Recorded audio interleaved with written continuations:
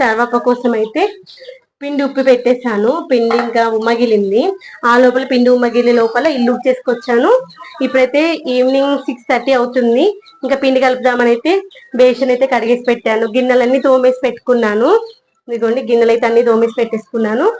ఇంక ఇవి ఆరే లోపల మనం ఇత్తడి గిన్నెలు పెట్టుకుందాం అనుకుంటున్నాను. ఎప్పుడైనా ఇత్తడి గిన్నెలు పెడతాను, లేదంటే అల్యూమినియం గిన్నెలు పెడతాను. ఇత్తడి గిన్నెలు పెడదాం అనుకుంటున్నాను. ఇది ఒకటి 2 గిన్నెల్లో పెడదాం అనుకుంటున్నాను.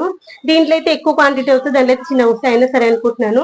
ఇది మనము నిమ్మకాయ ఉంటుంది చూడండి, కొంచెం ఖరాబ్ అయింది, లేదంటే ఫ్రెష్ అయినా సరే నిమ్మకాయ కొంచెం డిటర్జెంట్ మనం ఏది ఉంటే అది పెట్టేసి రుద్దాం అనుకునేది తెల్లగా మంచి మెరిసిపోతుంది చూడండి. ఇత్తడి గిన్నె మంచిగా మెరుస్తాయి.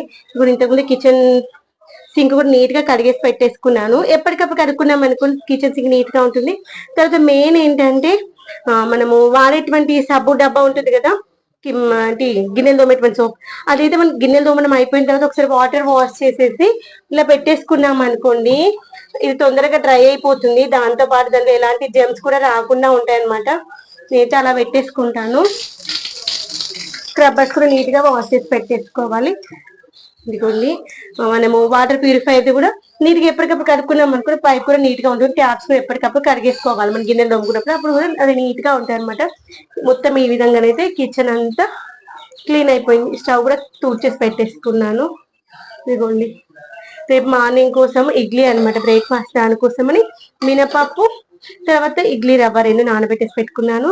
ఇదిగోండి ఇవన్నీ మనము ఎక్స్ట్రా మనము పిన్ పౌడర్స్ ఇట్లా కొత్తిమీర పౌడర్ కానీ కొబ్బరి పౌడర్ చేసుకున్నప్పుడు ఎక్స్ట్రా ఉన్న దీంట్లో వేసుకుంటాం అనమాట. అది కడిగేసి పెట్టుకుని నెక్స్ట్ దీన్ని బిస్కెట్స్ కింద వాడుకోవచ్చు. 3 క్యాన్స్ అవే అనమాట.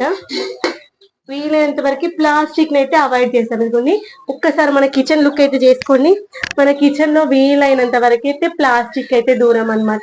ఆ ఇంగువ అవన్నీ మనకు ప్యాకింగ్ లో వచ్చింది అవే కాక ఇంగువ తర్వాత బేకింగ్ సోడా మాత్రమే ఉంది. చూడండి అది నెయ్యి వచ్చింది అదొకటి. నెక్స్ట్ మొన్న ఫ్రెష్ అంతా స్టీల్ బాటిల్ ఏంటి గ్లాస్ బాటిల్కి అయితే మార్చేసాను. ఇదిగోండి మన కిచెన్ లోనైతే మొత్తం అంతా స్టీలే. ఈ ఐస్ క్రీమ్ బాక్సులు దేనికోసం వాడతానంటే పూలు తెంపవడం కోసం వాడతాను. ఇదిగో ఈ ప్లాస్టిక్ కూడా దానికోసమనే వాడతాను అనమాట. కింద ఉన్న ఏంటంటే పప్పులు సారీ మనం ఏమైనా ఎక్స్ట్రా గ్రాసరీస్ తెచ్చుకున్నప్పుడు వేసుకోవడం కోసం మాత్రమే వాడుకుంటాను. మిగిలినంతా స్టీలే. చూడండి 90% స్టీలే, ఒక 10% మాత్రం అక్కడొకటి కనిపిస్తుంది. ఇదిగోండి మన కిచెన్ లుక్ అయితే ఇలా ఉంటుంది అనమాట.